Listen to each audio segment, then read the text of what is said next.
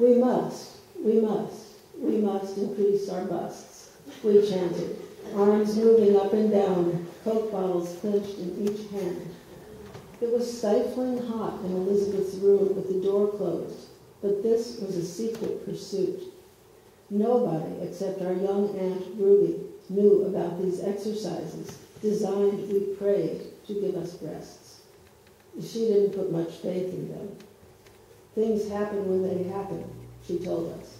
If you want exercise, you'd be better off swimming. Elizabeth and I liked to swim, not so much for the activity as for the lifeguards.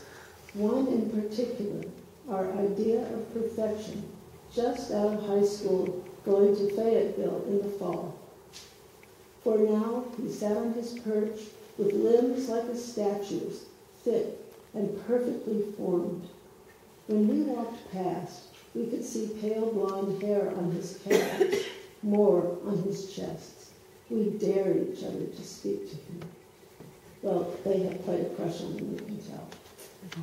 But they do get Ruby to take them to the swimming pool because this fellow is going to teach them to swim and give them lessons.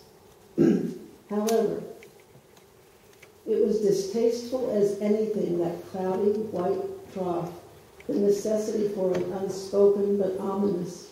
Some people thought going to the pool was the closest thing to heaven. But for me, even though I begged for lessons, the community pool was full of reminders about how dangerous the universe was. Beyond the trough, there was a maze of damp benches and dark green lockers past which we had to file. We had put our bathing suits on at home, modestly, but there in the locker room we saw women dressing and undressing, pubic hair, fat thighs, sagging breasts with great rose nipples. None of this did we see at home, where everyone dressed behind closed doors and respected privacy. Here, there was none. The universe did not admit of privacy. That was something which existed in grandmother's prim white house. There was, then, a terrifying aspect to those large, uncovered female bodies we saw on our way to the swimming pool, their bulk, their odor, their ease. A series of laughing women pushing their hair up into rubber caps, kneading their breasts into the tops of bathing suits, or peeling their suits off, running their large hands down their sides in a caress of relief at being out of the bone-held suits they wore. Grandmother was slim. Her body, encased in simple linen dresses, smelled good, did not bulge or sigh for release. These bodies seemed to ache for it, you could tell, in the way a large-boned woman would swing her leg up on the bench and lather it with coppertone. We felt daring just to linger there without any excuse for our presence, observing them. In Ruby's book of American paintings, these women leaned over rooftops drying their hair or rested naked against haystacks while a lecherous farmer peered around a tree, Thomas Hart Benton's Persephone. Respectability had its pages, too. The girl from Philadelphia, all dressed in white, holding a fan. We described her when grandmother looked up from her gardening to ask what we'd been doing all day, at Ruby's all afternoon. And the farm cover by Grant Wood or his group portrait of the Daughters of the Revolution. These, Ruby told us, laughing, must be respectable. So those were what we described, omitting her gloss on respectability, her stories, our adventures. We had asked the only person we trusted to tell us, the last person grandmother would have recommended. Ruby was nominally of the older generation because of her marriage to Bubba, yet she seemed caught between. Ruby, we asked, lying on the dank yellow grass by the pool, trying to get warm after our lesson, what's it like to be in love? She lay on her stomach, her chin on her folded hands. She stared past OT's lifeguard stand, past the poplars at the edge of the chain-link fence, seeming to focus on a shadowy place we couldn't discern. What she didn't say was that we would know it when it hit us, that we were too young, that it was foolish to ask. It's not like the movies, she said slowly. It's really not like the books. We knew her for an avid reader. Sometimes she took us to the library where we were enrolled in a readathon.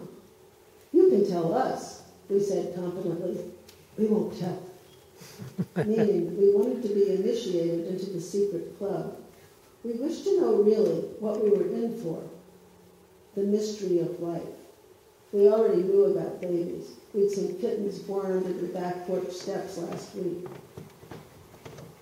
Even so, Grandmother wouldn't let us see From Here to Eternity at the Uptown Theater. We were caught, too, that summer in a frenzied limbo between worlds we didn't quite inhabit. We wanted now, our first summer of adolescence, to know about love. Why isn't it in books? Shut up, Elizabeth, I said wearily. I didn't want to know why. I wanted to know what. It was like love. We'd been practicing Dead Man's Float while O.T. carried us across the pool, his impersonal arm crooked across our shoulders and beneath our chins. He was demonstrating how to save someone, but we were, one at a time, separately towed and thrilled. Was what we felt, the water parting around us, that rippling, spinning pleasure, akin to love? Ruby rolled over on her back, hitched her bathing suit well up over her breasts, and closed her eyes. It was like going on the Ferris wheel, she said slowly. Getting on with someone you think is really nice, and the man operating the Ferris wheel kind of winks as you get in. He slams that bar across the two of you, and you're in it together, however it's going to be. When you lurch forward as it's cranking up, maybe you're a little scared because it's one of those hot nights with the threat of storm, but it isn't raining yet. Only a hint of it. Thunderclouds off in the distance. Maybe you're shivering because of the country fair. All that activity, those big stuffed animals, the penny pitching jars, the freaks, canned goods in the tent with bright lights. Well, all of it gathers together and then swims under you as you rise in that little compartment for two people, and it all falls away. There aren't any more all those crowds. It's quiet and private, and you're turning around and around through the air, just the two of you, looking at each other, not seeing everything below, not seeing anything but one another. She lay very still then, and we waited patiently for her to begin again.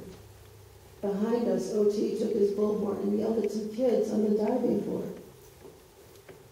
And what it's like down below where Mrs. Smith is in a spigot because Mrs. Brown's fruit cobbler got a blue ribbon, or some kid's balloon twisted to look like a poodle has popped and she's screaming for another one. Or Joe Boy is standing in front of the funny house mirror looking at how he'd look if he doesn't look the way he does. What it's like down there with everybody wishing for something they don't have, it doesn't matter at all. You have what you want, and that's what counts. Love is selfish like that. The whole earth could fall away and you wouldn't give a fig.